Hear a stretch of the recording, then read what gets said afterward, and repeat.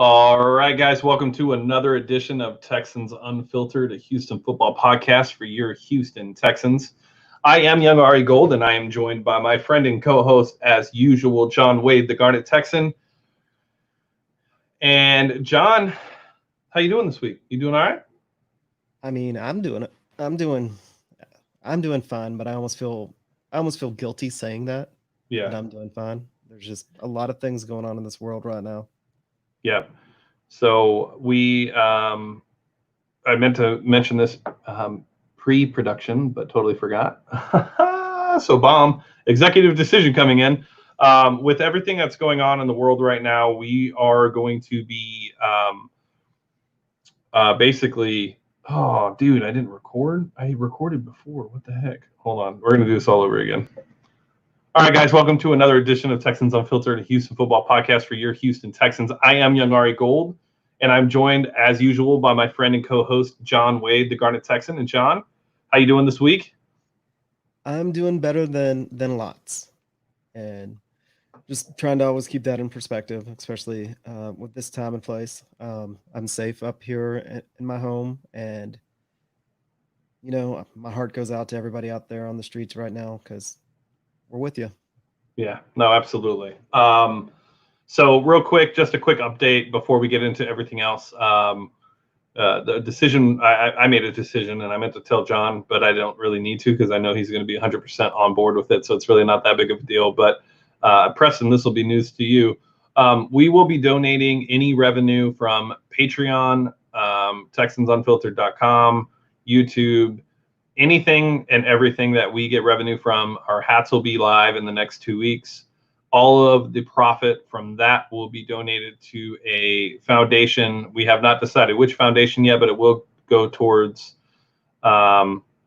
everything that pretty much Black people are going through right now. And as you guys know me well enough to know that the challenges and things that they're facing in this country and the social injustice that are happening right now, very near and dear to my heart. And it's not something that we're okay with. And we will continue to stand and be allies for our brothers and sisters in this country who are facing social injustice. And one of the ways that we can help is by taking that next step and that next action, by not just tweeting something out, not just by formally saying what our support is, but by putting our money where our mouth is and donating to a cause that could potentially help out people that need it more than we do. So at the end of the month, all of June, any revenue. So if you join Patreon this month, all of that money will be going towards a foundation. We will keep you guys updated, and we will supply everybody with proof that all of the revenue and profit will be donated to a foundation. We are not sure which, but we will find one,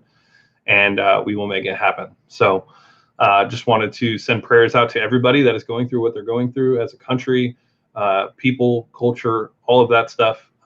We are standing by your side 100%. And we will do everything we can to support you guys. So, all right, with that being said, you can follow us on Twitter and Instagram at HoustonFBPod. You can follow me on Twitter and Instagram at IamYoungAirGold. You can follow Jordan at Texans_thoughts, and you can follow Dylan at Texans_draft. Make sure that you guys head out to our Patreon. That's patreon.com/TexansUnfiltered. We recently revamped our Patreon. We've had a couple supporters already added. It was really awesome to see some of the $50 Patreons come our way. Shout out to Alex Patel, all our other Patreons, Cody Adler, JB Buffbell, Chad Widmer. And hold on, I got to find it because there was a list and it is gone now. Where did it go? We're missing one. Now I got to log into Patreon. But yeah, if you guys go to patreon.com, you guys will see everything that we're doing right now. I mean, we're really making it a point. Oh, our newest one, Air Joe, Brian, Alex. So just everybody, thank you so much for all of the Patreons, everybody's support. It's just amazing to see that you guys are willing to support us the way that you guys have. So we'll continue to give you guys the top-notch content that we can. Nacho Debro, obviously. So Riejo Ala Martin, thank you. These are our newest Patreons. So make sure you guys go to patreon.com/Texans Unfiltered to check out our Patreon and see what we're doing. Also, thank you to our anchor supporters, Ryan Reyna and Black Swan. Thank you guys. We appreciate it. quick COVID-19 update, John. I mean, we're kind of what's going on, Skater G, Sergio, Alex, Giovanni, Pete. Nice to see you guys. COVID-19 update. Anything new for you, John? No. Again, me and my family are relatively blessed. We're still working. However, just kind of a reminder, we are all about supporting local businesses. If you need help, you think a shout out or would help in any form or fashion, just reach out to us. We'll definitely do it. Houston or Austin. So Round Rock, Houston, that whole mess of area, just pretty much anywhere, in the real parts of Texas. Everywhere but Dallas, I guess. You know what? Even if somebody in Dallas listens to us, we'll help you out too. We'll think about it. No, I'm just kidding. It's not. It's what we can do. Yeah, no, absolutely. And shout out to Last Stand Hats, Mike over there at Last Stand Hats. We're super excited to see what our hats look like in the next 2 weeks. And we just love that you're a local business here in Austin that me and John know. We love what you guys stand for. We salute and stand by you as well, and everything that you guys believe is happening. So, and standing behind all that. So thank you. All right, another thing, merchandise update real quick, since we were talking about Last Stand hats. Our hats are in production. They will be out within the next 2 weeks. We also have 4 pieces of merchandise that are currently being created. Not going to tell you exactly what those are, but we do have some really cool shirts coming that are going to be for you guys to look and see on the website, and then you guys can purchase. So we'll give you guys updates once we see the final images and things of that nature. But just wanted to give you guys a quick update on that. All right. Announcement, 5 minutes, cultural update. I'm assuming that's what Preston put in, and if I had to guess, that has to do with kind of what we've already touched on as I think that's where he was going with that. Yeah, and thank you for putting that in as a touch point code, or Preston. I really appreciate it. Yeah, I mean, if you guys have listened to the show long enough, I think you guys have an understanding of where we stand with things. So yeah, if you don't, it shouldn't be a surprise. It shouldn't be a surprise. That's for sure. So, all right, Texans news. Podcasting. I mean, seriously, like we're short our years, but you should know where we kind of stand on this. Absolutely. Should I tell them the other news now, or should we wait a little bit? Let's wait a little bit. Okay, that works. Yeah, let's wait a little bit of a teaser. Yeah, not related to news or breaking news or anything like that. More of me personally. All right, so let's get into some Texans news because there's quite a bit going on in the world of the Texans right now. Most recent news, and we're going to bring our guy in here a little early instead of making him just sit there and wait, and he can come back and join us. But Patty Storm, hi. Hello. That's a dope background. That's a dope background. I like that one. I like that one a lot. Yeah, that one's dope. That's a good looking one. He's not in his helicopter anymore. Now he's actually in the stands. Yeah, you're there with the fans where you belong. Instead of being up in the rafters with Toro before he jumps down. Right. So the news on Timmy Jernigan right now is that he is not going to be joining the team. I'll hand it over to you as to kind of what happened and kind of let you take it from there, and we'll just kind of discuss it. So they agreed to the deal in principle back in April, and he was cleared by the doctors. It wasn't a failed physical or anything like that. The team and him have just decided to go their separate ways. The Texans are looking other directions right now as far as help on the defensive line. You okay there? There was a mosquito, and I've never seen a mosquito in my house, and it bothers me because they like to bite me. So, anyways, continue. Sorry. So guys like Everson Griffin and there's a few others, Mike Daniels, and Damon Harrison are possible. And a lot of people have been asking one other name that keeps getting brought up. And that is Jadeveon Clowney. And the only thing that I've been told by someone that I was in communication with last year, right before the trade happened, that has a very good sense of what's happening in his world, is that it's not out of the question. Now, whether the Texans feel that it's an option is yet to be seen. I'm still waiting on word for that, but he'd be open to it. His family still lives here. He still works out here on the regular. He's in town right now. So Clowney could be an option if the Texans decide to go that route. So we've seen him turn down deals from Cleveland. We saw him kick Miami to the curb last year. So he's being very selective on who he wants to play for. He's done some flirting with Tennessee. He has been flirting with Tennessee. Flirting with Philly. Tennessee really just doesn't. I don't think that's really going to be an option for him. I don't know if they see him as a fit. I know Vrabel would love to have him, but I just don't think it makes sense in the long term for them. So that's just my opinion on him in Tennessee, but I don't know. I think him coming to Houston would be incredible. I think coming back to Houston would be incredible.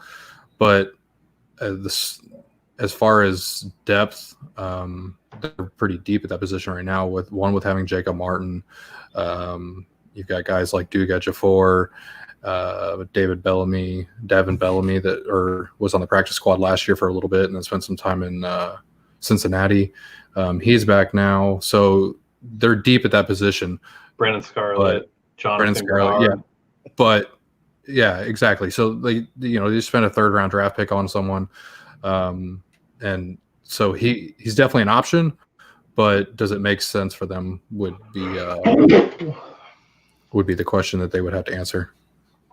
I think that if they went after him, it would be a signal that they were going to more of like a 4-3 as a base.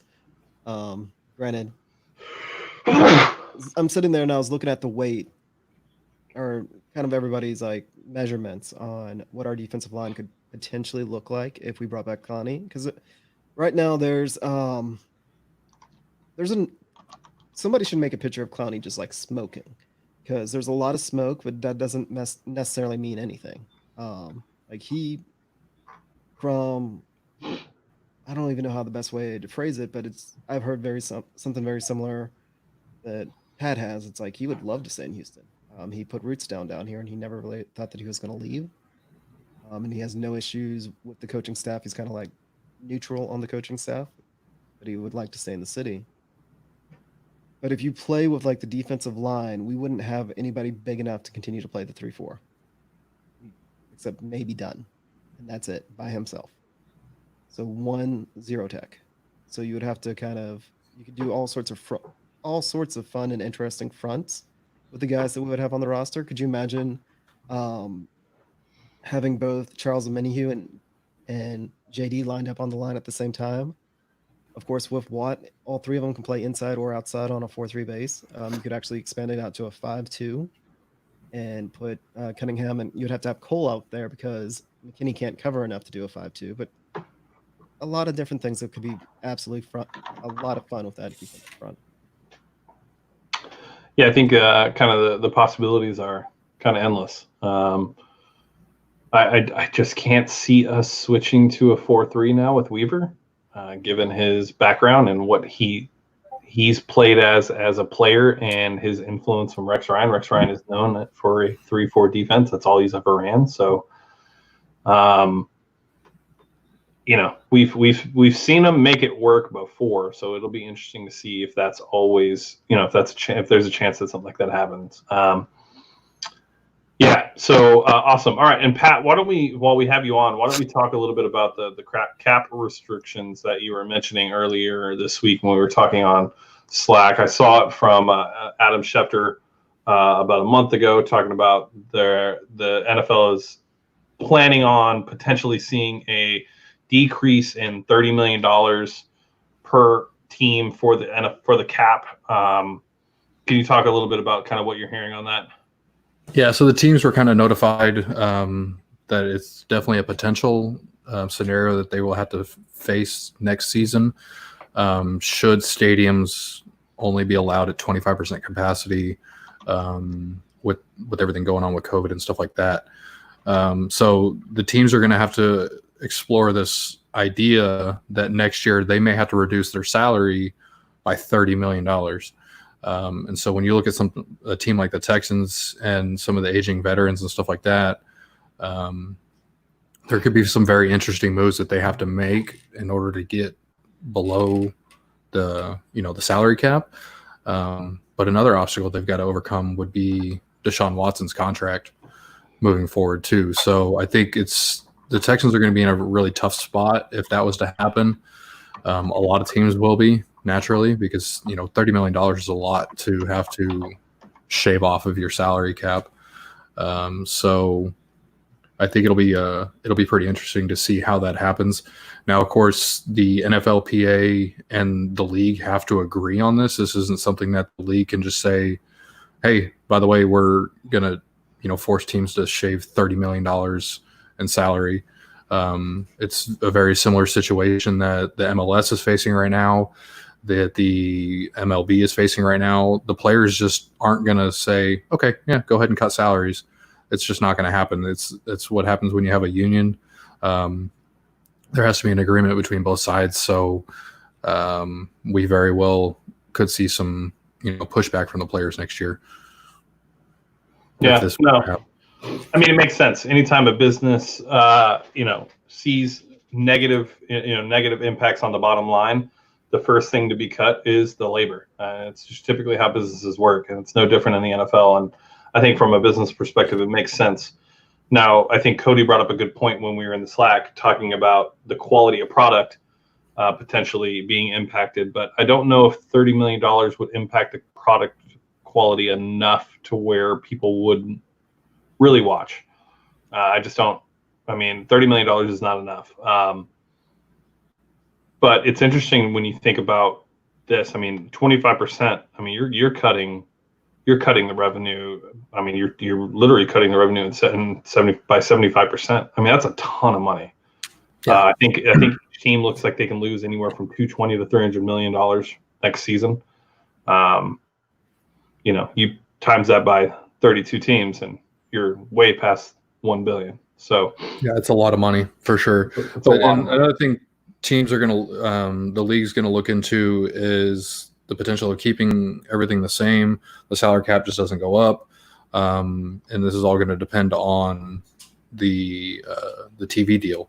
If the TV deals that they're approaching work out right, they may just allow the teams to stay where they're at, and they just don't increase the salary cap for next season, and then the year after that it goes up.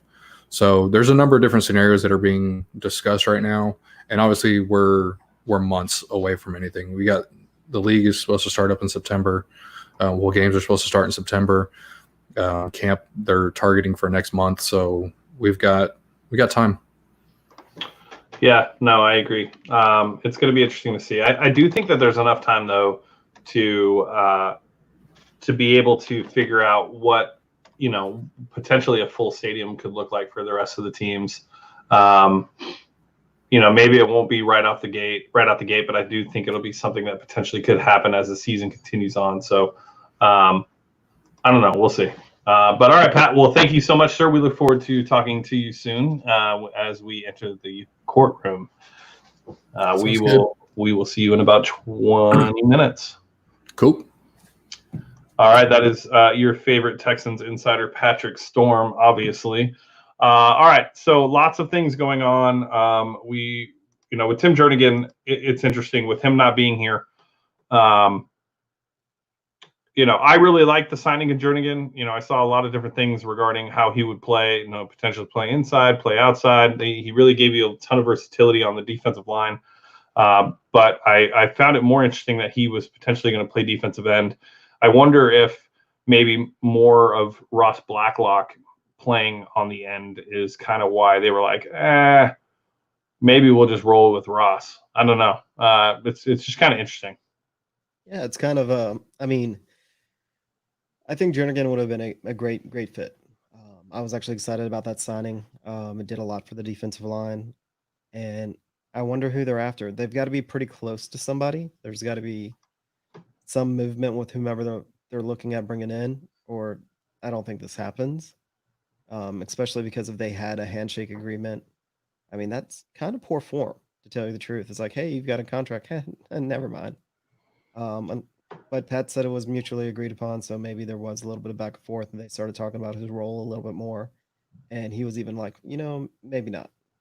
Yeah, I wonder though also if, we're sitting at $20 million in cap space right now. I wonder if maybe they're just looking to roll that 20 million over to next year to offset the potential loss of the 30 million. That is true too. I mean, the Texans have for the past couple of years continuously rolled cash over. Texans cap every year. If you don't follow him on Twitter, I drop a plug on him because he knows way more about cap economics than I ever can. And he always talks about cash on hand with the Texans, and they're one of the franchises that always maintains cash on hand, and they roll it over year after year. They're not as concerned about hitting the salary cap as actually maintaining the cash they have on hand. Yeah. It's also interesting, though, when you add in the fact of the restructuring of Zach Fulton, and then you add this in, usually when these types of things happen, that usually means that there's a player to be added.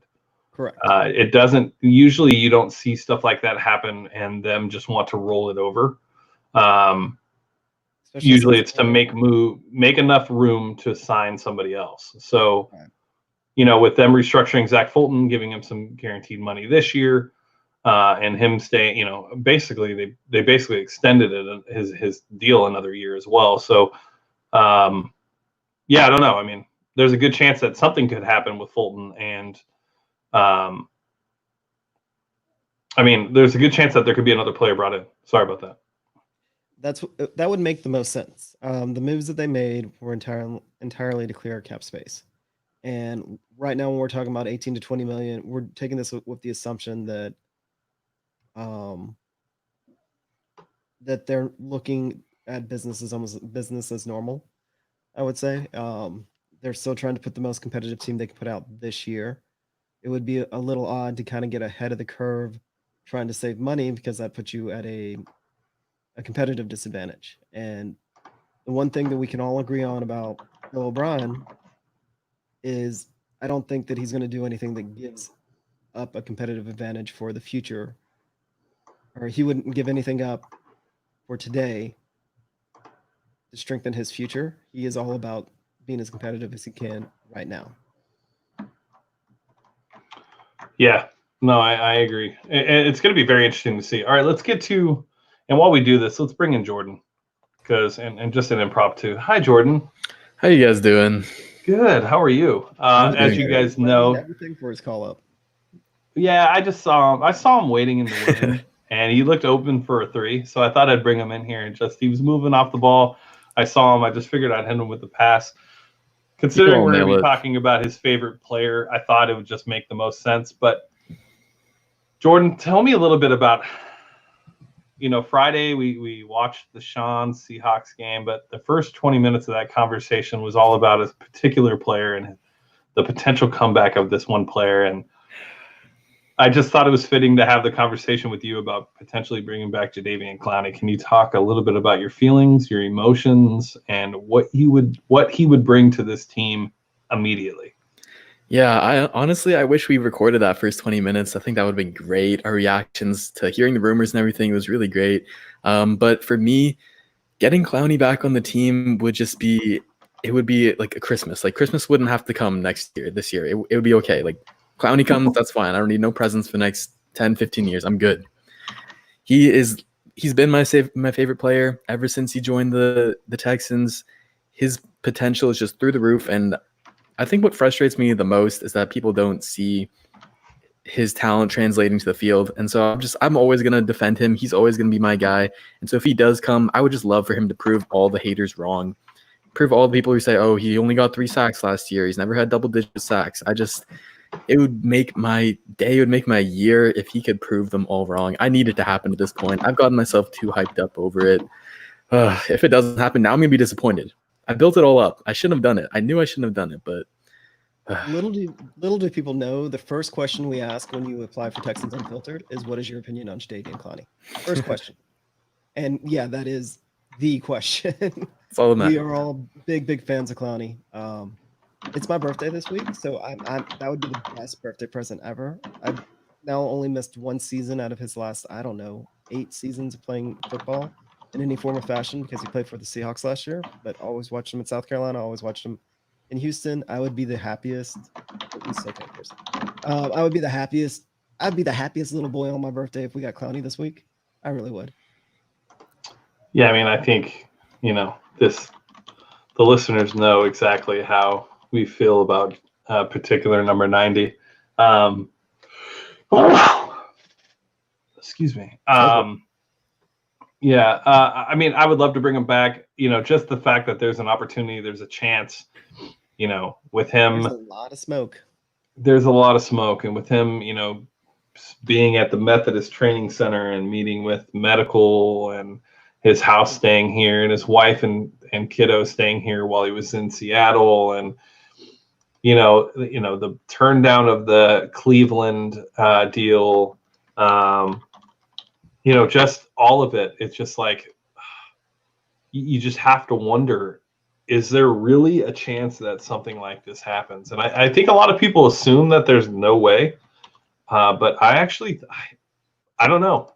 I think that there is. I think that there's a way that it actually happens, and I wouldn't be surprised. And I think that he makes this defense literally, a top 12, 13, potentially a top 10 defense with just Jadeveon Clowney on the field. I really honestly believe that. And a lot of it has to do with the fact that his ability to line up wherever, cause chaos anywhere on the defensive line, and what it would do for the safeties and the secondary. And to me, that's probably the part for me that is the best aspect of this, is the secondary is going to flourish with the addition of Jadeveon Clowney. Well, I would give anything to see Clowney and Martin on the field at the same time together. Clowney with his speed just wrecking people, and Martin with his agility plus speed. Up behind that, dude. It would be insane. I think you're exactly right, James. I think it would take our defense to another level. It's the piece we need on the D-line because he can line up on the edge or on the interior. I've been mulling this over. I think if we do get Clowney, if Clowney comes back, we're going to the Super Bowl. I'm booking it. If it happens, that's how confident I would be. Booking it. Booking it. With the tattoo already made. Yep. Yeah. Put it down. I like it. No, I agree. I just think that with Clowney, he just no, you're wrong. He has no problem with Bill O'Brien, Houston F ball. He has no. There's no issues with Bill O'Brien. I can literally go on record and say that that's not an issue. So, I think just what he brings to a defense and what he brings to a opposing team's game plan. The fact that they have to account for him. I mean, you can line him up anywhere outside of corner. I mean, you could put him anywhere, and he's going to make a play. Yeah, I was watching Mike before. Right. Mike, exactly, yeah. A lot. We've seen him at Mike a couple times. A lot. I was watching the 2018 defense for Justin Reed piece I'm going to put out next week, and man, it was nasty seeing Clowney literally line up anywhere. Yeah, he would blitz up the A-gap so much, and he would just wreak havoc. And the thing that I noticed is that he's the guy you have to game plan for. It's not Merciless. It's not Watt. He was the guy who's getting double teams, getting triple teamed, getting chipped, whatever it was. He had the offense's main attention. And so just the amount of attention that he can draw away from all of our other guys and adding another piece to our already pretty deep D-line. Oh, man. Yeah, I can only get so happy. My eye. Yeah. I would cry. I mean, I'll do a live reaction if it comes across like the Texans thing now, and I'll probably be crying. I still have both my South Carolina and Texans Clowney jersey.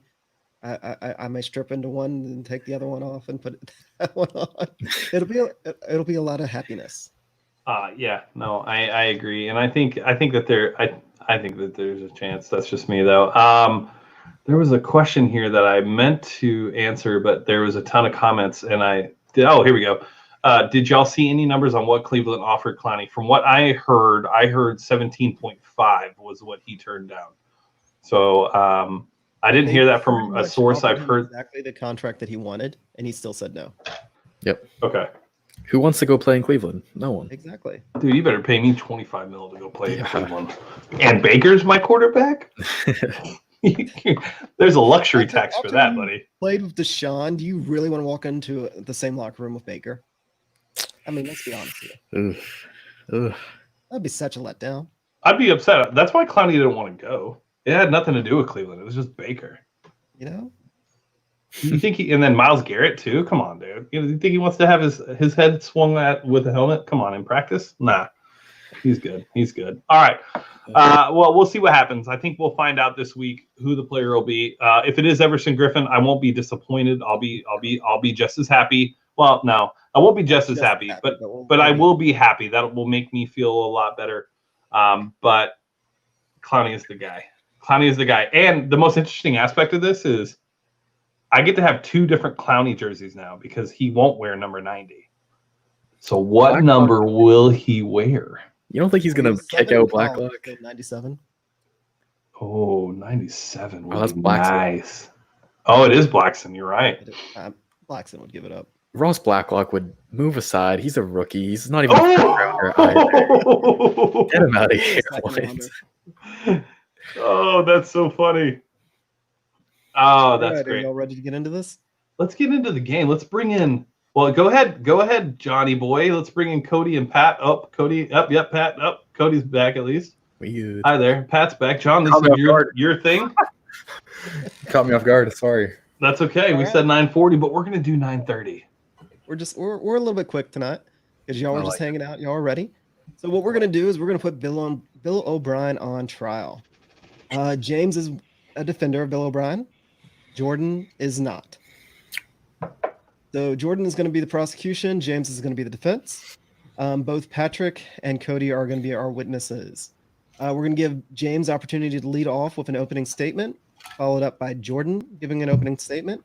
And then who wants Cody? Who wants Patrick? I'll take Cody. Okay, so James will start with Cody. Jordan will get a chance to cross-examine. Let's go, Pat. Let's go. Then, I just know right where Cody lies, and it aligns with my vision. And then James will do his closing statement, and Jordan will do his.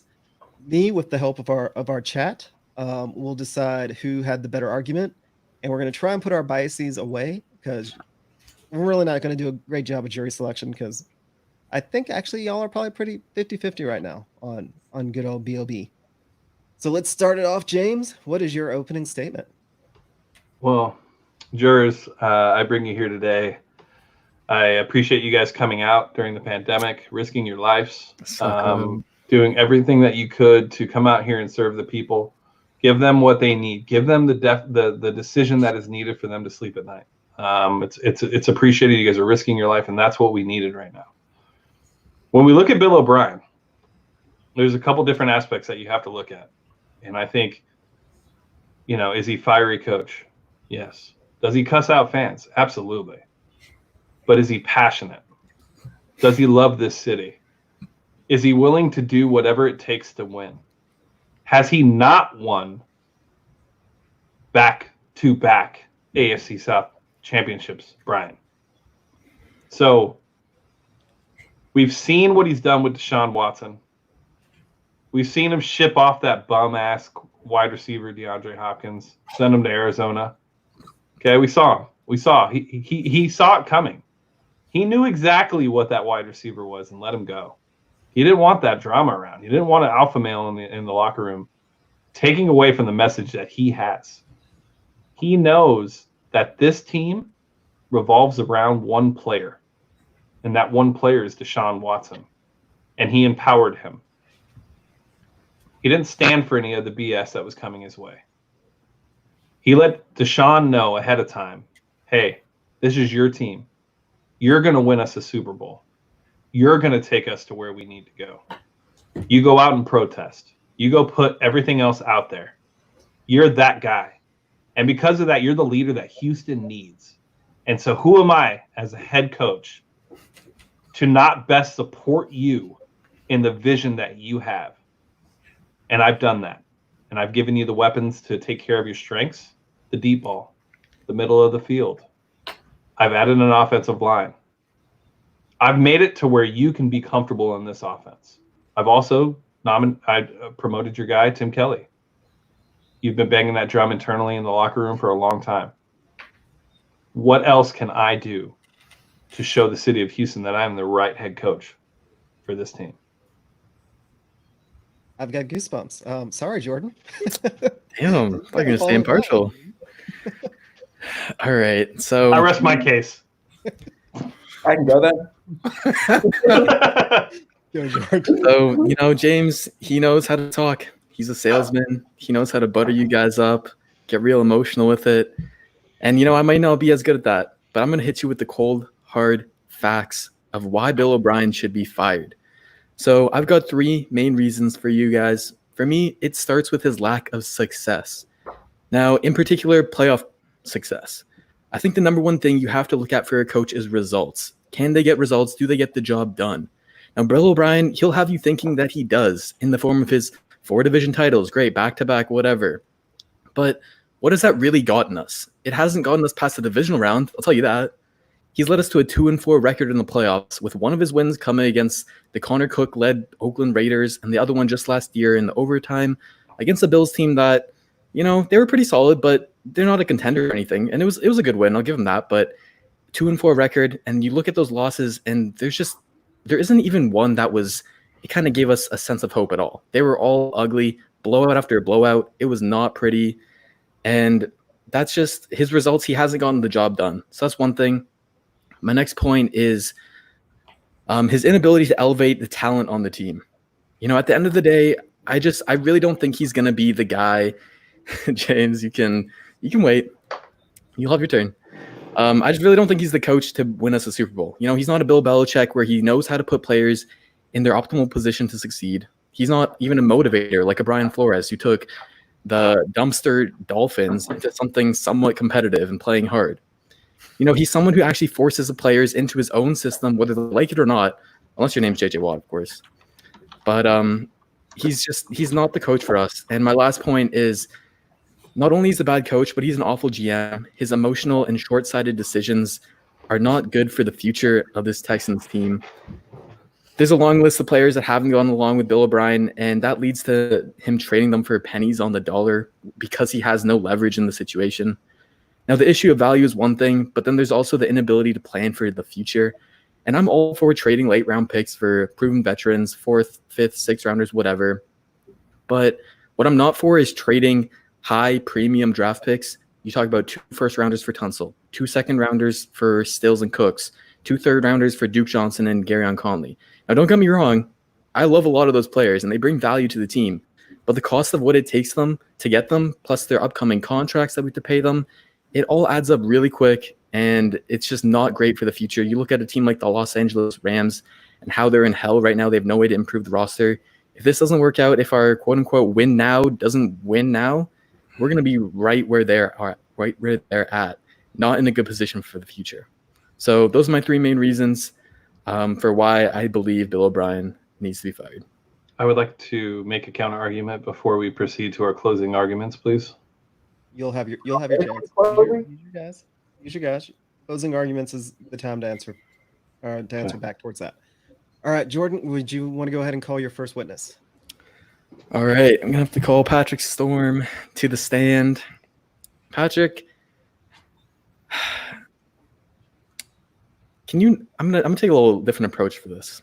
What is your favorite Bill O'Brien move?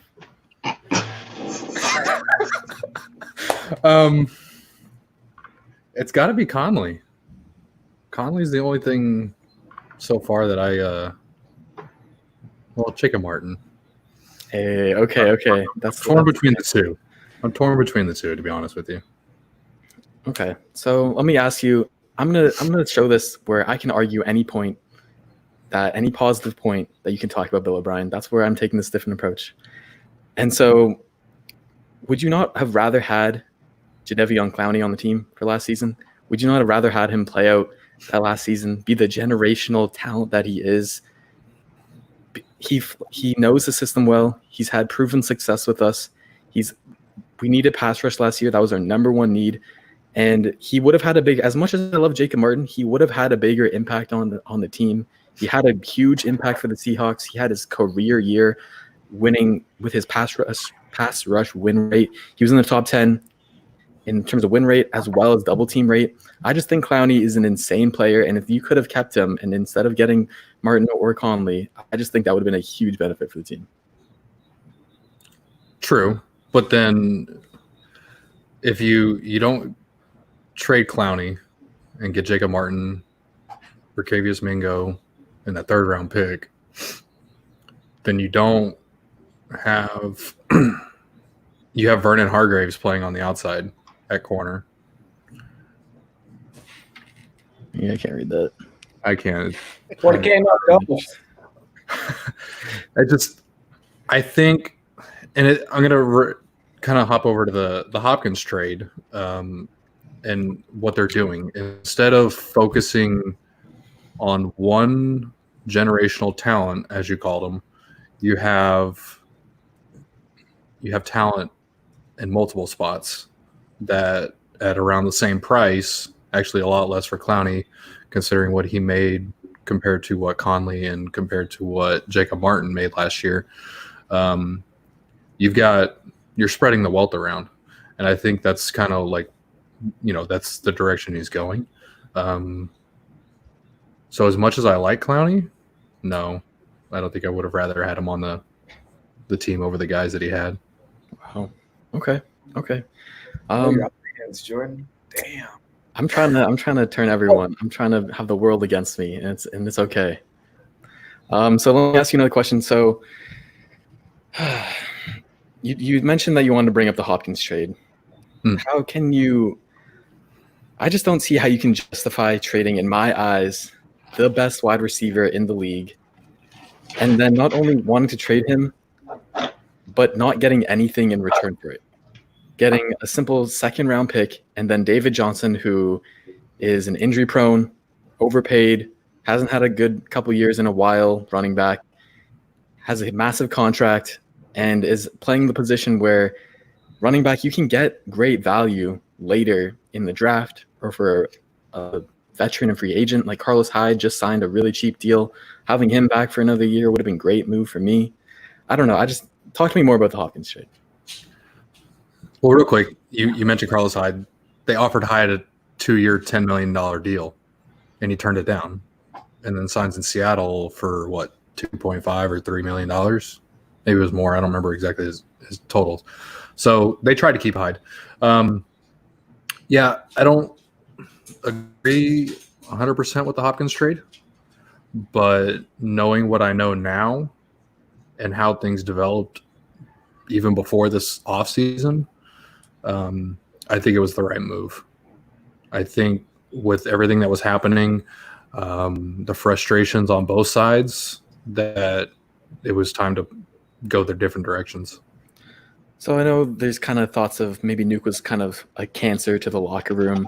And don't you think it would take a good coach to be able to kind of mend that relationship, kind of fix whatever is wrong with that relationship? And seeing that the fact that didn't happen, wouldn't you speak to the fact that Bill O'Brien is not a very good coach?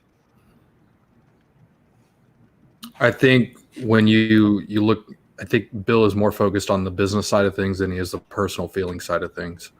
Yeah, did his emotions kind of get the better of him maybe in this trade? Yeah. Could he have done a better job of appeasing Hopkins and trying to calm things down similar to what Atlanta did with Julio? Probably.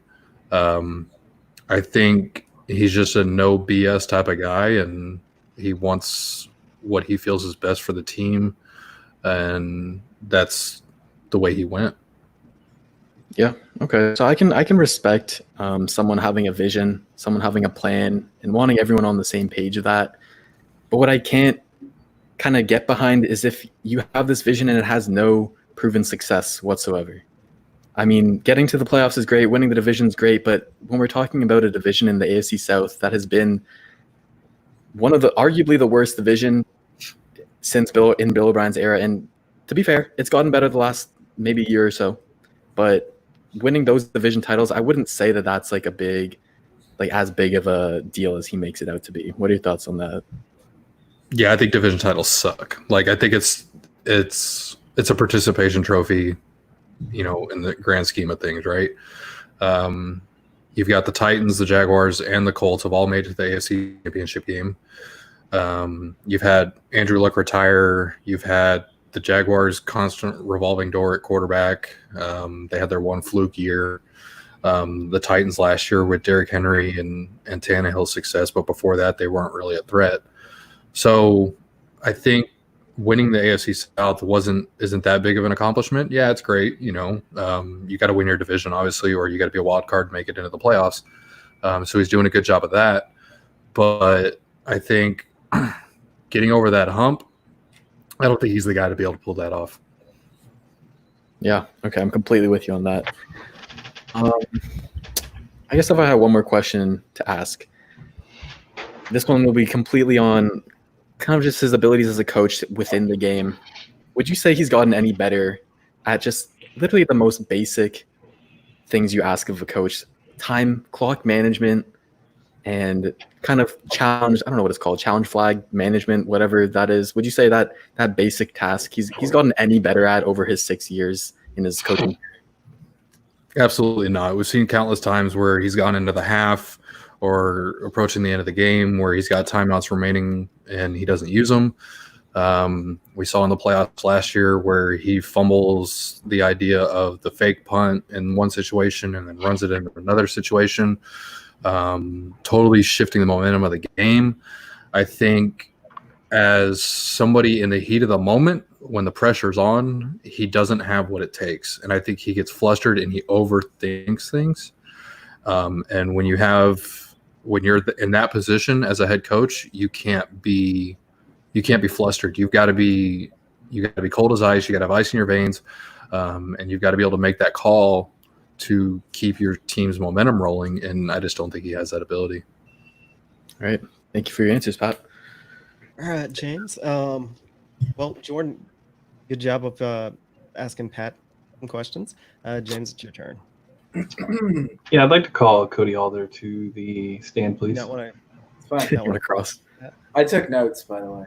I don't want to cross. I'd like to bring yourself Cody off. Alder to the. I'd like to bring Cody Alder to the stand, please. Go straight to Cody. I took All right. The defense is going to call their first witness, Cody Alder. Hi, Cody. How are you? Hey, buddy, I'm fine. Good. And your name is Cody Alder, correct? That's my name. Correct. And you're Put out to the public. I'm the guy that's like, don't find me or anything, but yeah. tell Yeah. everybody. And you We'll ask Preston to bleep some of those. you are a UX designer, correct? But I'm a senior UX designer. Okay.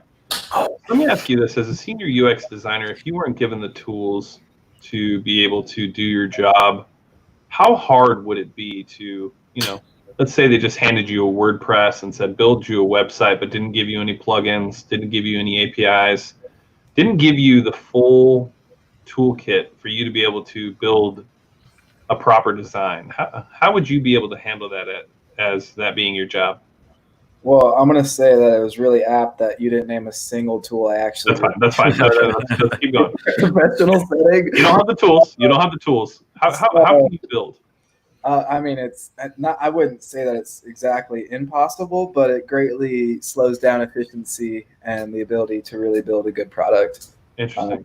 So let me stop you right there. I don't want to hear any more. I'll just leave that. See it.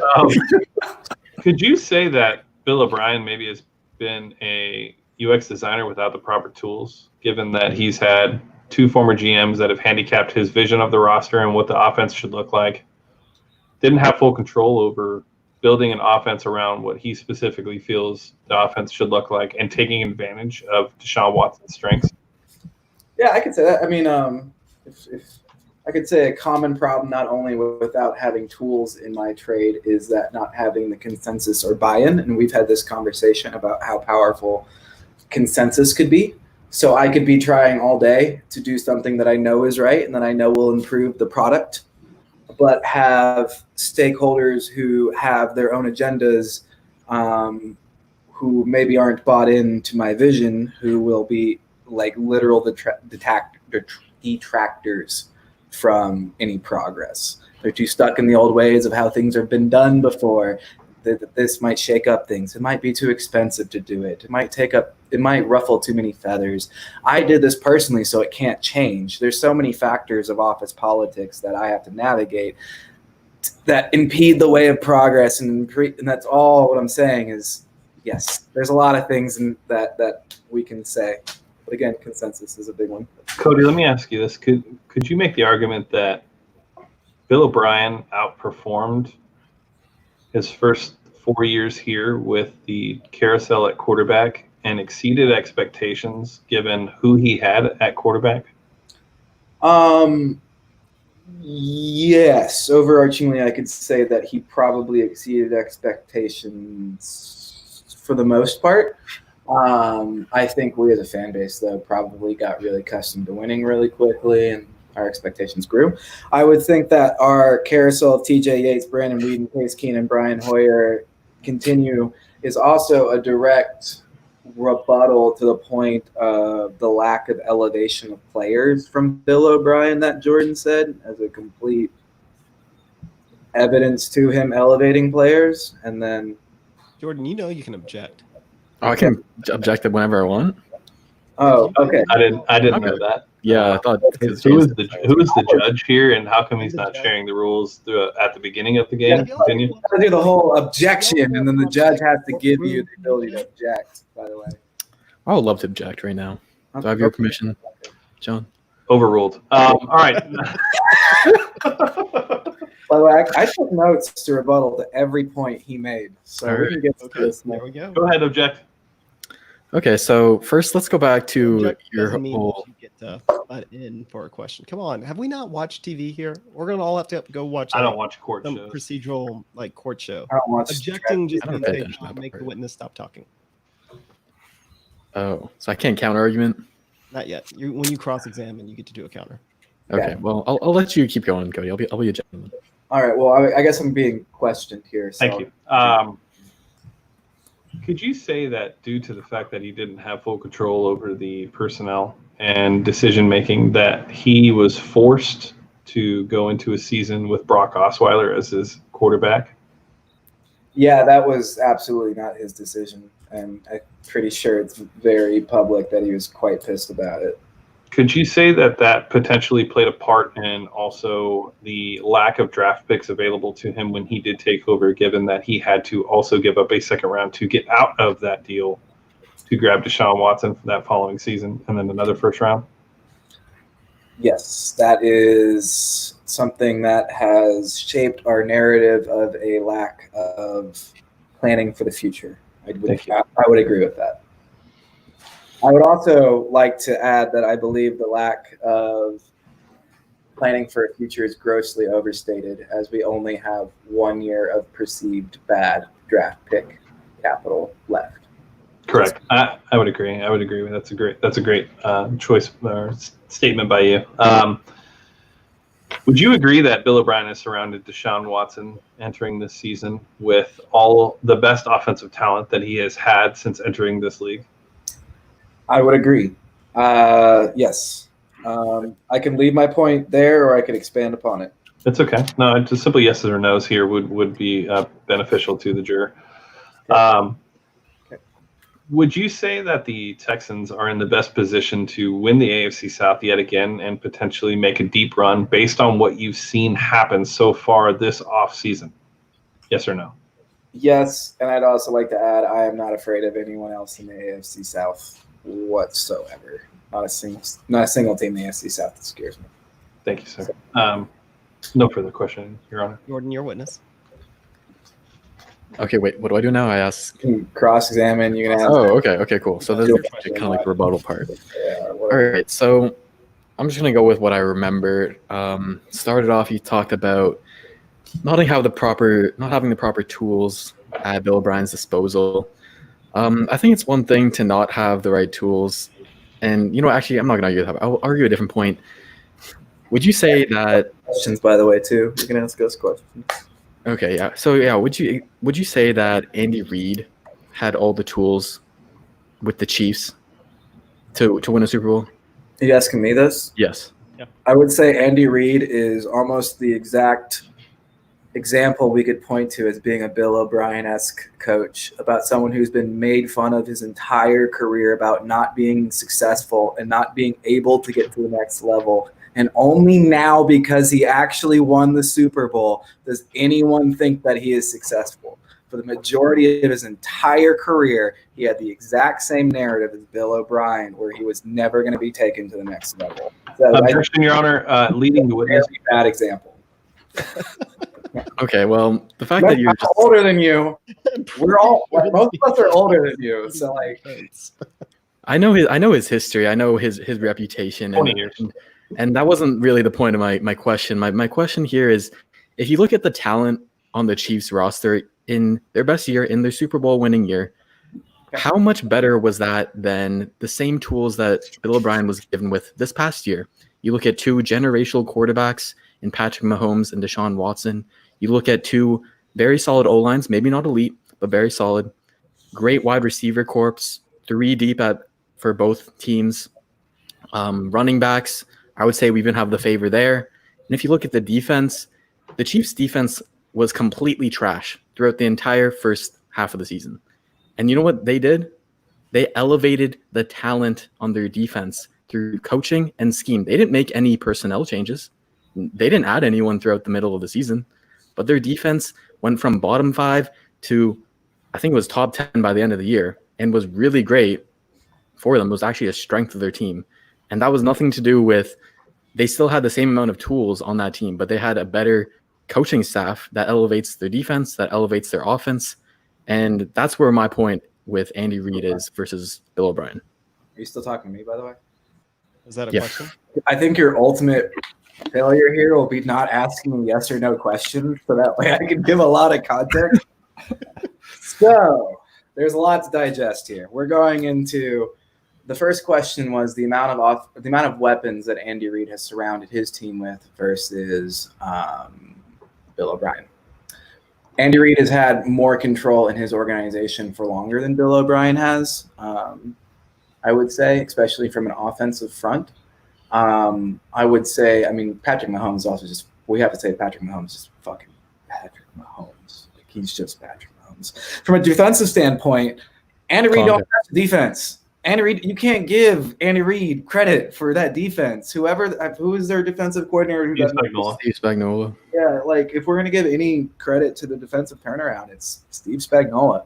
Like he implemented a new system, or like schematic changes halfway through the season of blitzing more and random things like that. I don't follow the Chiefs quite as much as I follow the Texans, but I'm not gonna give Andy Reid any credit for the defensive turnaround that was the Chiefs. But that's just me. At the same time, you have to give credit for us making changes on those defensive fronts. So again, you should just stick to yes or no questions with me, because we have changed our defensive coordinator. You have moved. We've got our boy that we all love, man. We've got our Rexy Ryan disciple. It's going to be great. We're going to the Super Bowl. Okay, I'm going to finish there because I want to give a chance, because I'm also good at sales. Let's do it. Well, my whole reason is I don't want to just hear yes or no from you. I want this to be a debate. I want to hear your full opinion so I can rebuttal it. So I don't want to paint it how James is painting it and only seeing one side of the argument. I want to be able to argue you back. So that's my kind of point of view on this. And to talk to that, I would give Andy Reid. And did Andy Reid? Okay, I'll ask this question first. Do you guys know if Andy Reid made the Steve Spagnuolo hire? He does, right? He has a lot of personnel power over that organization. So you have to give him credit for bringing in the right person. And you're right, we could have that in Weaver, but we don't know. And he's a rookie defensive coordinator. And we saw how Mike Vrabel dealt as a rookie defensive coordinator. Most injuries. NFL record, most injuries. Anyways, what else was I going to ask? What was the last thing that James asked you about? The best offensive weapons surrounding Deshaun Watson. Yeah, that was also a good one for him to keep it to a yes or no question for me. I kind of forget, actually. Pat, do you have anything to say? Let me think.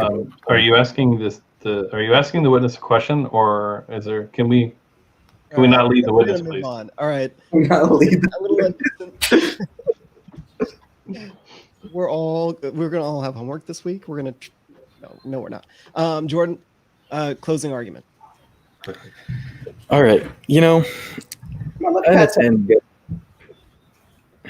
I understand that I might not be the best like organization of how a courtroom might operate, and I've taken a little bit of a different approach here. But you know what? That's how it is. It's whatever. I think what I've talked about today, it doesn't play on the emotion that James is trying to invoke.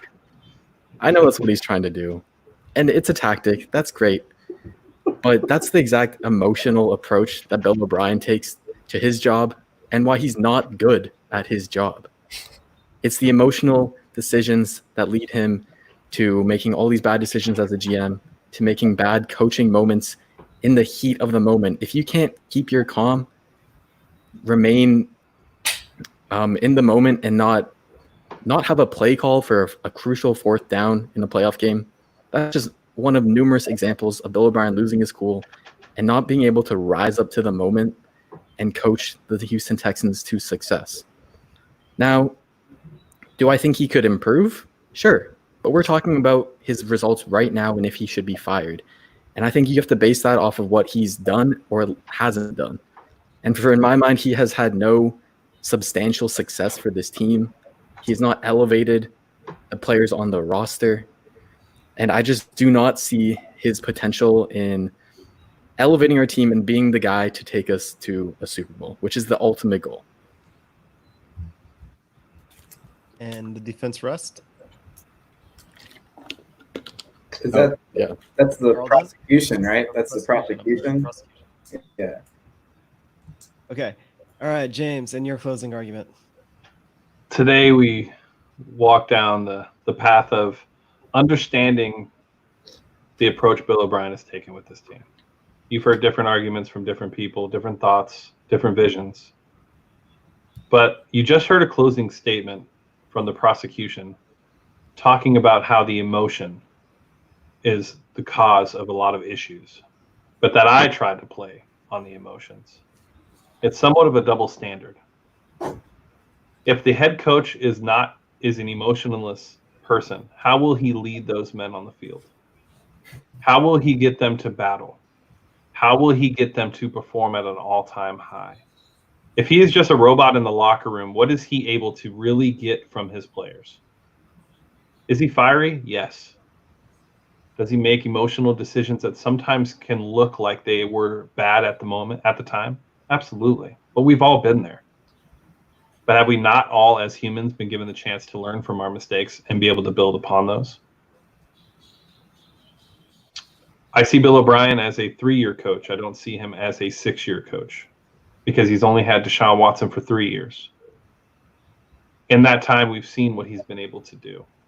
And now that he's had full control over this team and the personnel and surrounding his quarterback with the offensive weapons that he needs to be successful, I feel that Bill O'Brien has done everything that is needed for this team to succeed. Have we seen it yet? No. But to talk about the prosecution's example of a head coach that did, Andy Reid didn't do it for 20 years. Not saying we need to wait 20 years, but we're only in year 6. Is that enough? The prosecution also brought up Brian Flores turning around the Miami Dolphins. I'm not sure what the expectations are for turning around, but they only won 5 games last year. I think that Bill O'Brien has done what he can with what he has been given, and I think he has shown that he is emotional and he will react, but he will also never have quitters on his team, and they will always fight on game day. At the end of the day, I'll stand by that coach's side every Sunday. And I respect it. Ladies and gentlemen of the jury, you have heard from both James on why Bill O'Brien does not necessarily deserve all of our hate, and Jordan on why he is completely deserving of all of our hate. If you just want to put yes or put a Y if you agree with James, and a J if you agree with Jordan, I'll give you a minute to do it before I issue my final statement. Jordan, that was good. You did a good job. You're sweating. You're drinking a lot of water. It's okay. I'm just talking a lot. I'm not used to talking this much. Stay hydrating, nothing wrong with that. James is just so damn good at talking, though. Like, He's a salesman. He's got the experience on me. You know, it's not fair. I'm a rookie. My first time on trial. That's my first time on trial. Also, you definitely should have kept it to yes or no questions for me. Yes. That's why I picked Cody. I didn't really know hey, thank you, Cody, my guy. Cody Johnson. Yeah, I don't know. I just thought I didn't really go with the whole format of it, I guess. I don't really know exactly what to. Damn, audience. I just want to see I just want to have a debate. Audience.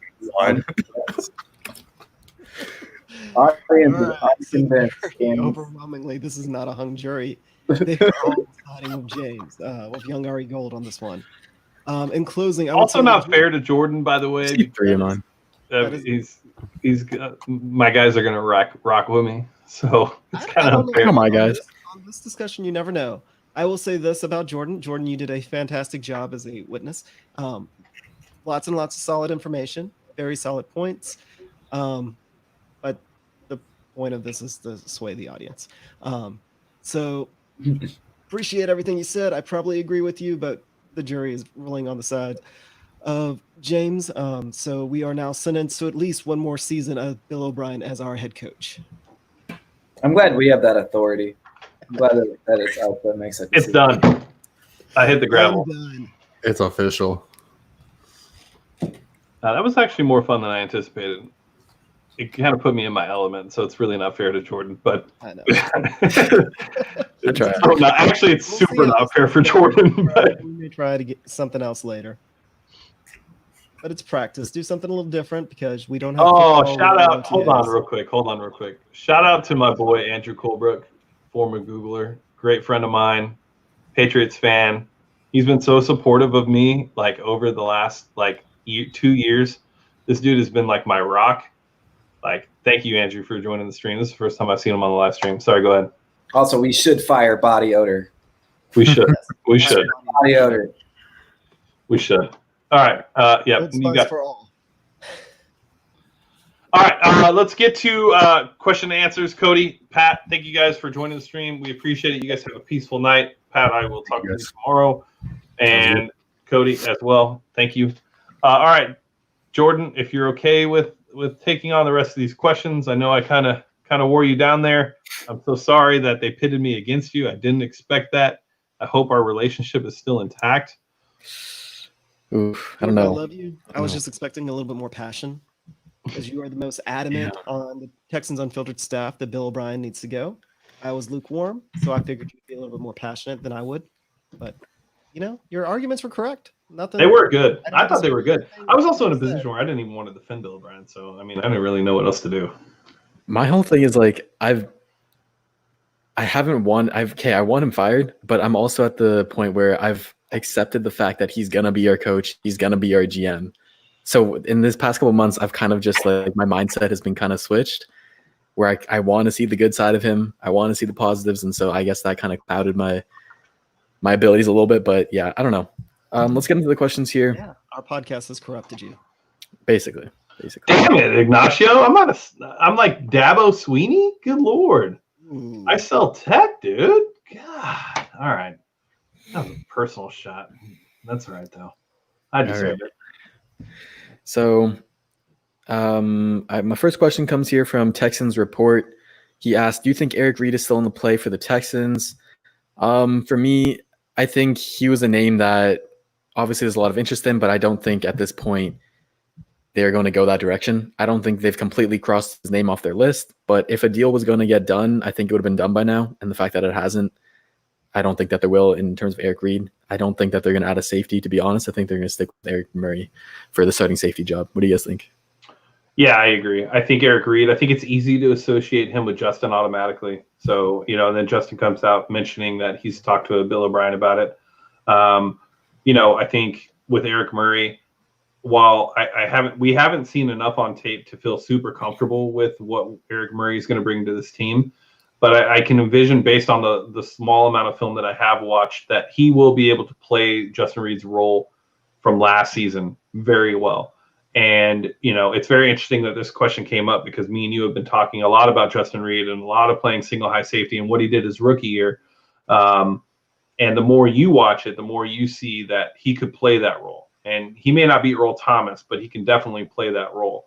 And I think that'll be the safety duo that we have moving forward.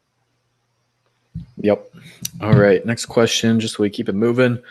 Again, from Texans Report, he asked, what potential D-line could we sign since the Jernigan deal fell through? So I'll give my ranking, I guess. I got Clowney all the way up here. Let me make sure I'm in the camera. All the way up here, Clowney. Then I go like Everson Griffin, just a little bit lower. Talented guy. Then next I would probably go Snacks Harrison. Big body, probably the best nose tackle that we could sign. And then I think Mike Daniels is probably the next best option. There's not a whole lot of guys at this point, but those would be my top guys. What about you? Jadeveon Clowney will always be number one for anything. So I don't care what happens. In 10 years, if he's a free agent, he's going to be number one on my free agent list. I was actually about to say that. Yeah. Even 10 years from now, he would still be number one for me. Absolutely. But so then I would go Everson Griffin. And who was the other one? Oh, I was just listing my own guys, Snacks, and then Mike Daniels. Yeah, and then I'd probably go Snacks and Mike Daniels. I like Snacks. He had some good film last year. He was hurt. He could potentially bring some interior pass rush and is very good against the run. I think he would fill the void left by DJ Reader and probably even a little bit more from a pass rushing perspective. But yeah, it goes JD, Everson Griffin, and really to me, JD and Everson aren't so close, aren't too far apart in my mind. The emotional aspect of JD makes him higher for me, but I think from a production perspective, I'd be totally fine with Everson Griffin. Then it would be Snacks, and then it would be Mike Daniels. John? I agree with everything you said, but I'm going to kind of point out something that would be interesting is how about for what we have freed up, we could potentially sign both Snacks and Terry Pohl, and that kind of fixes our interior defensive line depth issue. It just kind of depends on which way. Oh, yeah, I'm pretty sure he's David was wrong. Yeah, he did. Okay, but never mind. I thought that was just gonna be fun to talk about. I agree with y'all. Perfect. All right, so next conversation. Next question comes from Cody Johnson. He's JW Football Talk in the chat. Appreciate you. He asks, why did Bill O'Brien decide to pay Whitney Merciless over DJ Reader? And so initially when it was happening, I was definitely in the camp of wanting to pay DJ Reader over Whitney Merciless. I did not agree with his contract. I still don't agree with his contract. But the good thing about it is that we do have an out in his contract for next season. It's basically a 2-year deal. I think that's where it's going to end up being. And then maybe he'll go separate ways. Maybe he'll be a coach. I don't know. But the value behind Whitney Merciless isn't as much on the field as it is off the field. He's the team leader of the defense, as cheesy and as cliche as it sounds. He's the glue that holds everyone together. He's a voice in the locker room, a strong voice that Bill O'Brien can trust to push out his vision. And that's what really brought him back over DJ Reader. And then I guess if you want to talk about play on the field, he plays a more valuable position as an edge rusher, someone who plays majority of the snaps, 90% to 100% of the snaps, whereas DJ Reader, being the nose tackle that he is, was playing around like 50% of the snaps. So if you're talking about money and value in terms of that perspective, just getting the player who's still going to make an impact and play more often and be on the field more often for you, that's where I guess I can see where Bill O'Brien's coming from. Yeah, I think you're exactly right. If you look at the age gap between all the edge rushers, you got Merck up here as fairly old and one of the oldest players on the team, and the rest of the edge rushers are all the youngest players on the team. So he's essentially a playing coach, similar to what they did with Jonathan Joseph for the past couple of years. However, I think Reader has such a great future with his ability to really collapse the interior of the pocket that I was actually very upset with the signing of Whitney. However, it is one of those things that we just kind of have to accept. And I'm going to one-up y'all. One day we're going to be going President Merciless. He is, I say it every podcast and I absolutely mean it. If you've never heard him speak, go listen to him speak. He is absolutely a value to the locker room just for that. He will be president before even J.J. Watt. Yeah. I think with Whitney Merciless, while I do think it was a mistake to sign Merck over DJ Reader to an extent, I also believe that the position itself is such a premium over a 2-down defensive tackle in DJ Reader, who really didn't progress as much as you would like to from a pass rushing perspective on the interior. I also think it was kind of a makeup deal as well. If you look at the deal that he was signed to prior to that and what he produced, he definitely deserved to get paid more, especially given when he signed his original extension. He when he's on the field with JJ Watt, he tends to play extremely well. Like I said last podcast, I think he had 4 sacks in 4 weeks, along with 3 forced fumbles and 2 fumble recoveries. And then when JJ left, he was pretty much the sole pass rusher, and he wasn't able to do anything. So I like Whitney Merciless, and I think that we'll see a different Whitney this year than what we saw last year, as long as JJ Watt can stay healthy. And maybe even if JJ can't, I think we have enough guys potentially where Whitney could get free. Rack, when Whitney was great, it was when Rack was moving him around and doing the diamond defense and things of that nature, lining him up on the nose and stuff like that, getting real creative with him. So, I can't fault Reader or Whitney. I think either one, I think paying DJ what Cincinnati paid him, I would not have felt comfortable paying DJ Reader that amount of money. And like Jordan said, really we have an out after the season with Whitney, which makes me feel a lot better about the deal. Yeah. The saddest part for me is that they really went hand in hand with their pass rush. When DJ Reader was on for those first 4 couple of games, he was bull rushing, collapsing the pocket, and that's what led Whitney Merciless to a lot of his sacks. And that's why his production kind of dropped off too. Watt was definitely a factor, but Reader was a big factor of it too.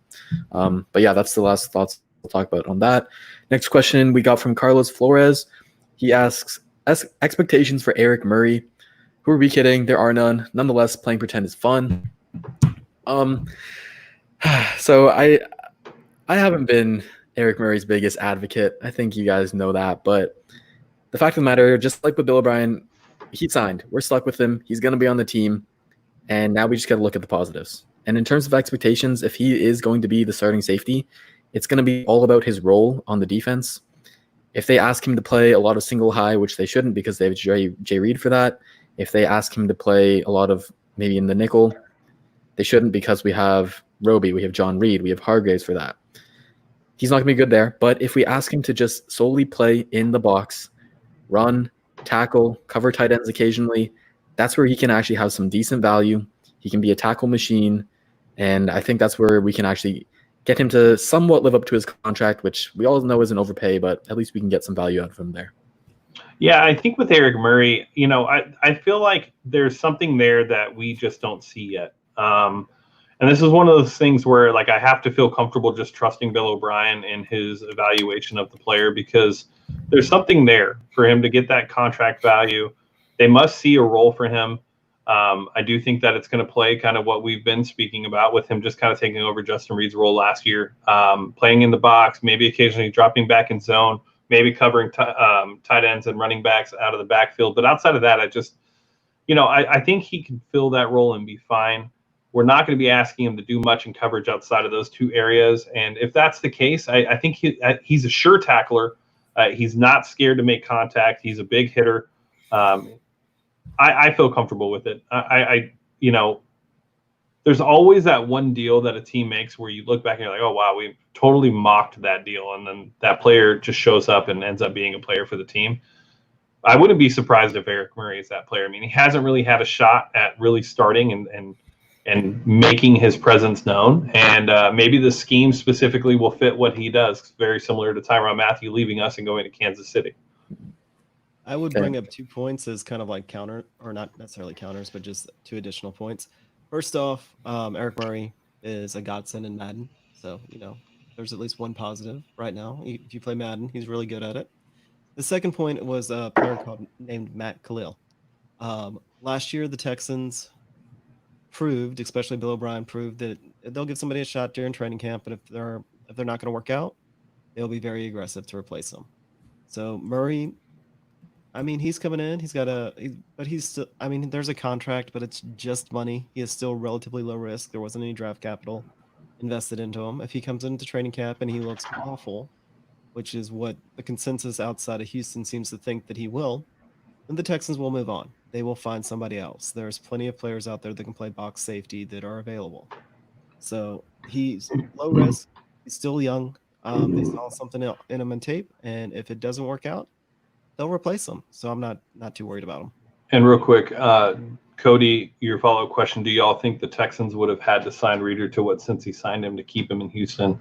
Yes, I do, because he was not a fan of Bill O'Brien. They did not get along, and you also have to take into consideration, like, a player like Reeder. This is probably the last big contract he would get, so I would assume that he is going to take the highest offer that he could get as a player. Just my thoughts. I don't know what you guys' thoughts are. Yeah, I think so too. I didn't know too much about his relationship with Bill O'Brien, but I can't see him taking a discount, especially when Bengals literally made him the highest paid nose tackle in the game, like a record-setting contract. So, yeah. All right, moving on. Next question comes from Derek. He asks, what do you think happened with Jernigan? Texans just want someone else. So we kind of talked about this before. They just decided to go separate ways. They have a different move lined up. We don't know an exact name, but we talked about our top targets. It was unfortunate that it couldn't happen, but I mean, Jernigan, he was a nice signing, but he wasn't going to be someone who made or break our defense. You know, he's going to be a solid role player, but we can find other guys there. There's even better players available right now. So I don't look at this deal falling through as the end of the world at all. Yep. No, I would agree. I don't really have anything else to add to that. Yep. All right. Next one comes from Dinosaur FN. He asks, what rookie are you most excited for? And do you think Watson has a better or worse year than last? Wow. Okay. Start with the first part of that question. For me, most excited rookie since the draft, it's been Jonathan Grenard. He's been my favorite pick. Gave it an A+, 10 out of 10, whatever. I just think he's the most day one ready rookie for us, and getting that in the third round is great value. He's strong in the run game. He can start at the 3-4 outside linebacker to replace Brendan Scarlett. He was so good at pass rushing in college and winning without elite athleticism. And the fact that he's able to have such high technique and nuanced technique as someone coming out of college, have all these different counter moves. You guys might have saw his fake spin, DeMarcus Ware kind of pass rush move there. That was insane. He just has such a wide array of pass rush moves. I really think it's going to translate to the NFL. I believe in his ability a lot. And so, yeah, Grenard's my guy for sure. What about you guys? Yeah, my guy would be John Reed. I think that what he brings. What, John? That's what I was going with. Well, I'm sorry. Dude, we're like an old married couple at this time. Well, I mean, we know each other. Yeah, John Reed. I mean, I just think that slot position is going to be a battle. You can play him outside. You can play him inside. He's a tough little guy that just wants to fight. Doesn't give up on the plays. Has very good instincts. Great footwork. When we were watching Micah Parsons, we couldn't stop but seeing, we couldn't help but see, John Reed pop out on film. He was contested catches. I think it's going to be very interesting to see what they do with him. I hope that he gets the slot position, and we can roll with Roby and Conley outside, and then bring Lonnie in on dime sets. But John Reed. So I guess I'll just go for us Blacklock because nobody else talked about him.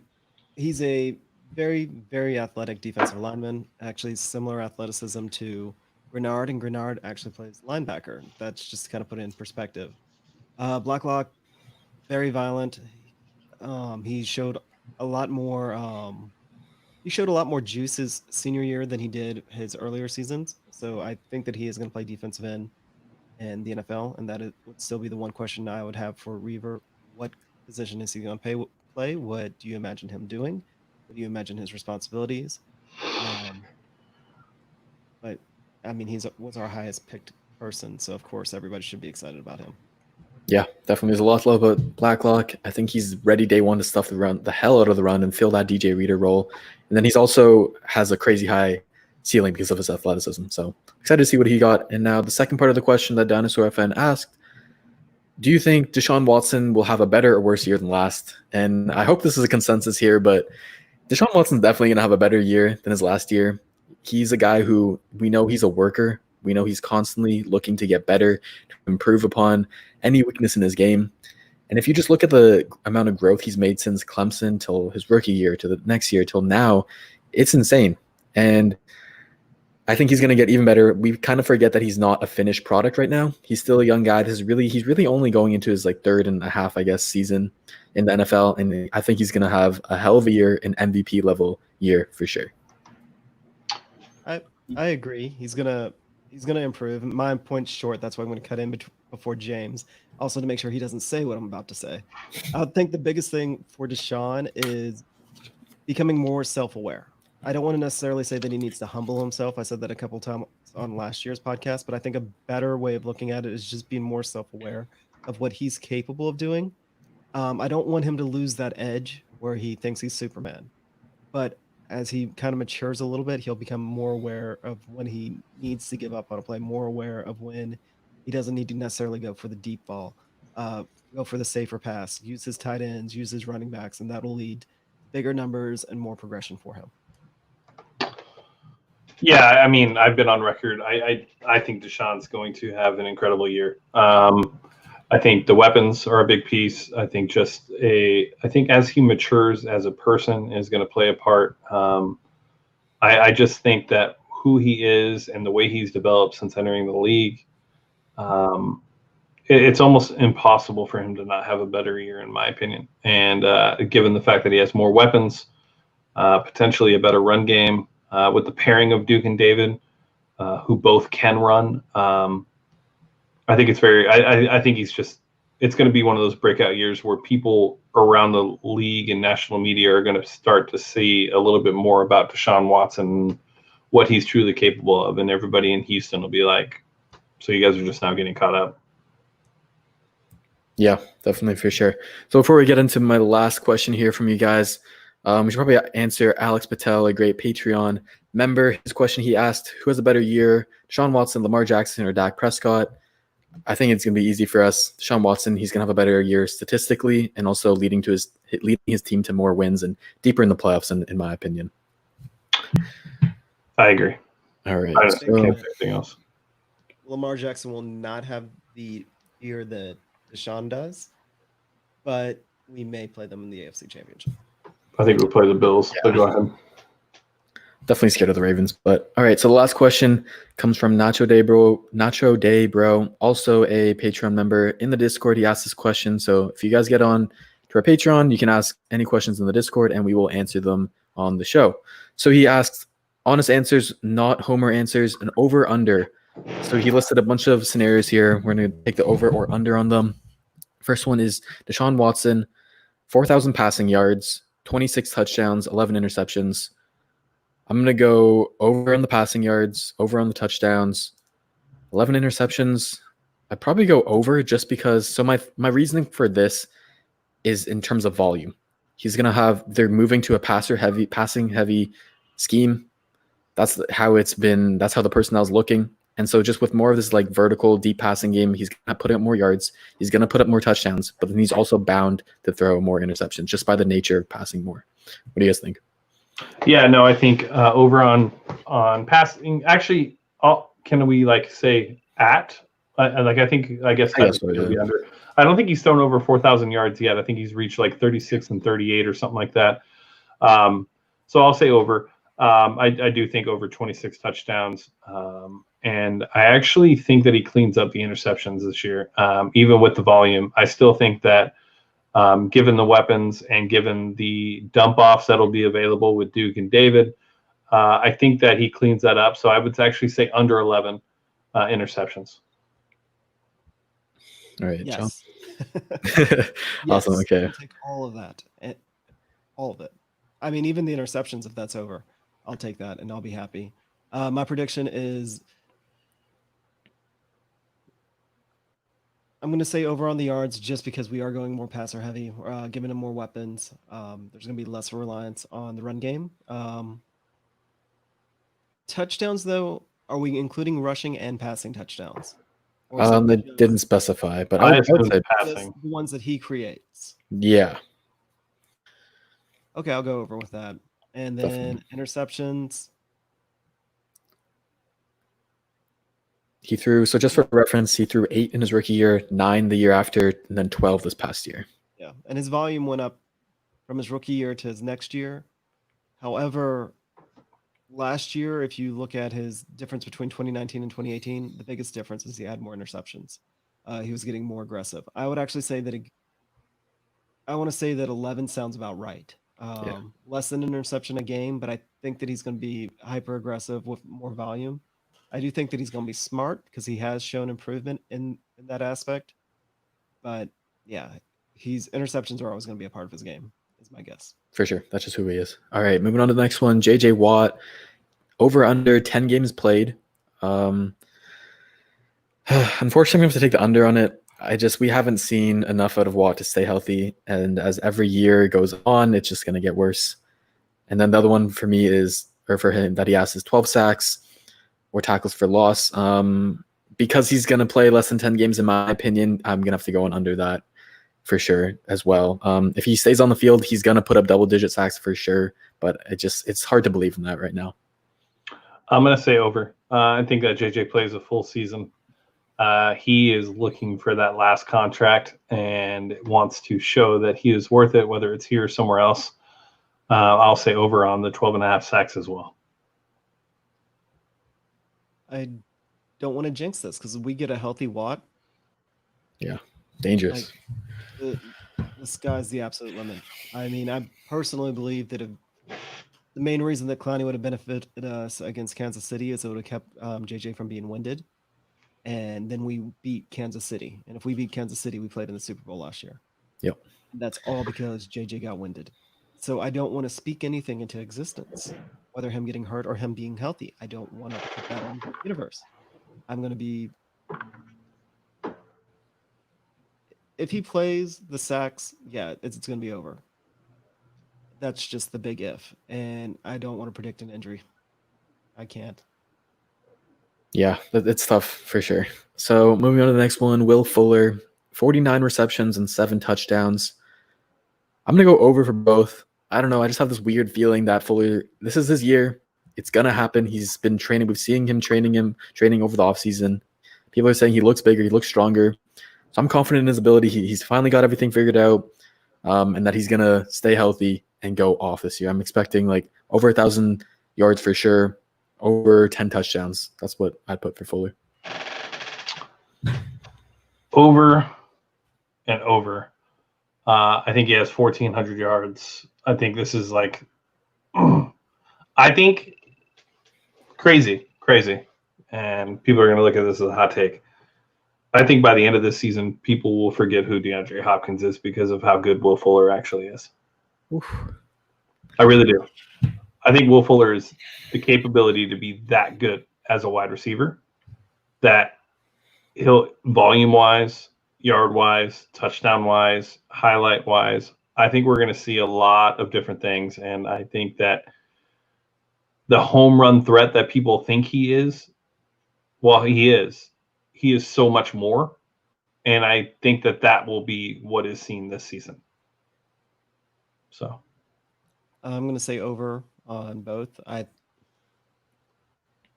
If Will Fuller plays, he's going to score touchdowns. Just Deshaun's numbers with Fuller on the field are just obscene. So if Will Fuller plays, he's going to score touchdowns, and he's going to score a lot of them. And same sort of thing. I don't want to talk about injuries because that's the only thing that's going to stop him. If he doesn't have any injuries, I will predict 70 receptions for him. Yeah, him and Watson definitely have like a video game-like connection. It's crazy. So the next one is Brandon Cooks, 84 receptions. That's a lot. Wow. And 9 touchdowns. So I was a pretty big fan of the Brandon Cooks trade. I saw the upside of it, and the potential with him is sky high. 84 receptions, 9 touchdowns.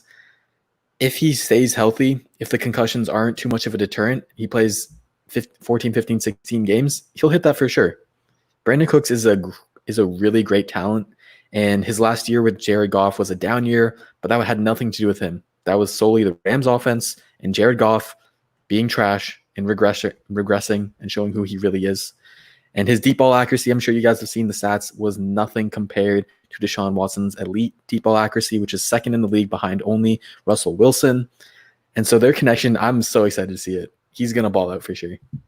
I'm going to say over on both as well, or over on the receptions, but under on touchdowns. I don't think he'll be used in the red zone, to be honest. I think we'll see a lot more of Fells, Akins, Fuller, Cobb, David Johnson, Duke Johnson. So I think that he won't have the TDs to show for it. But I agree with you. I don't think people realize how bad Jared Goff actually was last year. Yeah. I don't think they realize how bad the Rams' offensive line was actually last year. So I would go with the over on the receptions. So on Twitter, I can't remember the guy. I was trying to look him up real quick. Somebody pointed out that Deshaun Watson, but on passes between 20 yards and 40 yards, most accurate in the league by far. Passes in excess of 40 yards, he drops off hard. That's why he's not the number one deep passer in the league. But between 20 and 40 yards, he's extremely accurate. So what I would say is I would go up on the touchdowns on Cooks, but I will go down on the amount of receptions.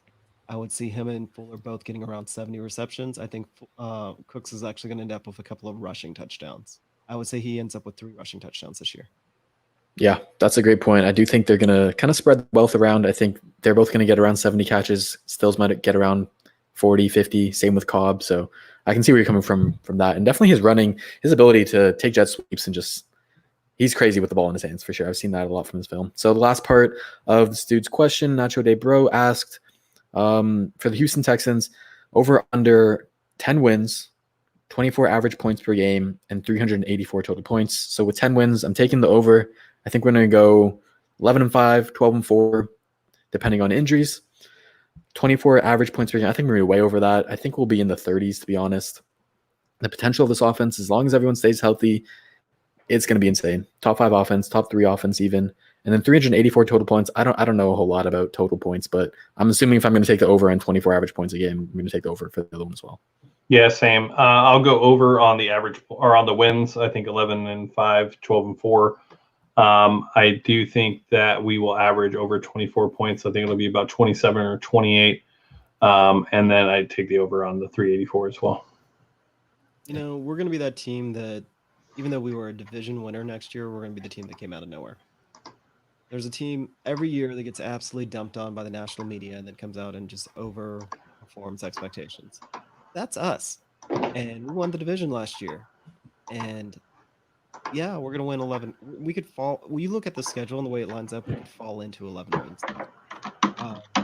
Just have to survive the first 3 weeks without falling apart. I'm going to predict 31 points per game for our offense. I think that's actually a pretty conservative bet. I can see us scoring more. If we score less than 31, I will be absolutely amazed. I will take 31, and I would actually probably take that to Vegas. So total points, yeah, we'll crush that. Awesome. Yeah, so those are all the questions I had. Awesome. All right, last one from the YouTube stream. Do y'all see Carter being beat out of for return duties this upcoming season? I feel like Coulter should be given an opportunity. Honestly, want someone like Jacoby Jones, and I think he would fit that role. I think Tyler Simmons gives DeAndre Carter a run for his money, but I think ultimately DeAndre Carter beats out Tyler Simmons because of his ability to do things on the field when called upon. I think that's a part of DeAndre Carter's game that people tend to not think enough about. When his name is called, he goes on the field and he's able to make plays. He knows the offense, and he's done it for the last 2 years. I know we're all holding on to the fumble in the playoff game and just want to get rid of it, and I totally understand the emotion and sentiment behind it, but I don't think DeAndre Carter is as bad as what people want him to be. I think he was top 5 in yards on return for punts and kickoffs. So I don't think DeAndre Carter is as bad as we want him to be, but if anybody does beat him out, it will be Tyler Simmons. Yeah. I love Tyler Simmons. Yeah. I love what I saw from him in Georgia. He's electric. And like you said, like DeAndre Carter, in my opinion, he's a better receiver than he is a returner. And he's a solid returner. It's just the fumbles, but like you said, the average per return is great. And I think Simmons is a guy we want to try and hide on our practice squad and hopefully have him for next year, and then he can take over, because Bill Brown he's not going to trust the rookie right now with such an important and pivotal position on special teams.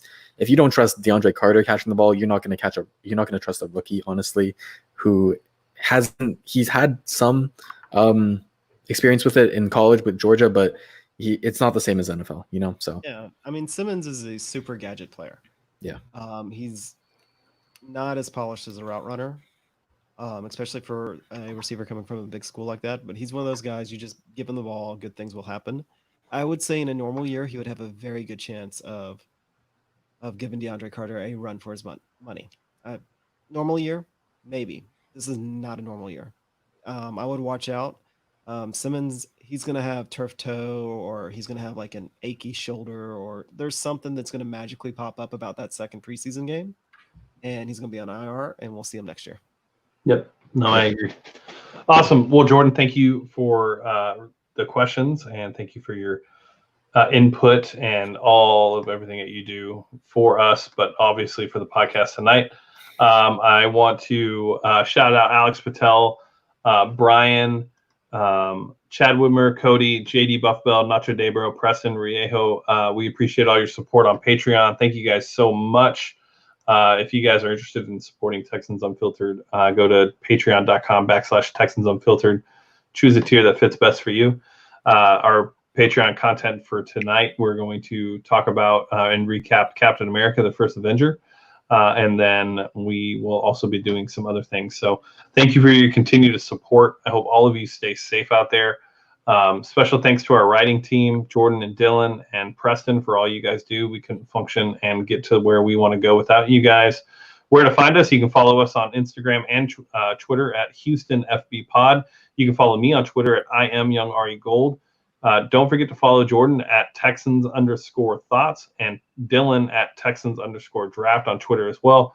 Please take a minute and follow us. Subscribe on your favorite podcast platform. Write a review. Tell a friend about us. That's the best way to support the pod. Make sure you go to the website, TexansUnfiltered.com. And Jordan, I guess before we get out of here, why don't you talk a little bit about what you have coming up on the website this week? Yeah, so tomorrow is Wednesday, so I'll have my Watson watch. The last 3 games of his 2017 season, he played the Chiefs, he played the Browns and the Seahawks, and in those 3 games he threw 12 touchdowns in 3 games, which is absolutely insane. So that was a really fun article to write. And then on Thursday I'll have part 2 to my Anthony Weaver series. I put part 1 up today, kind of showing 2 formations that he could take from Rex Ryan and how that can help our run defense. But part 2 will be focusing on all the different blitz packages he can take from Ryan, who has known to have some pretty creative and exotic blitzes. So that'll be exciting for sure. And then next week, I just have a ton of Justin Reed content showing his 2018 season, 2019 season, everything about his game, his coverage ability to play single high, all the versatility that he brings to play all over the defense, is great tackling, everything. So it's just going to be a week full of Justin Reed content next week. So if you like him, you're in store. You're in luck. Awesome. Great. All right. And with that being said, you guys can follow us wherever you guys find your podcast on your favorite platform. I am YoungAirGold signing off for Texans Unfiltered. Jordan, John, thank you again, and we'll catch you guys next week.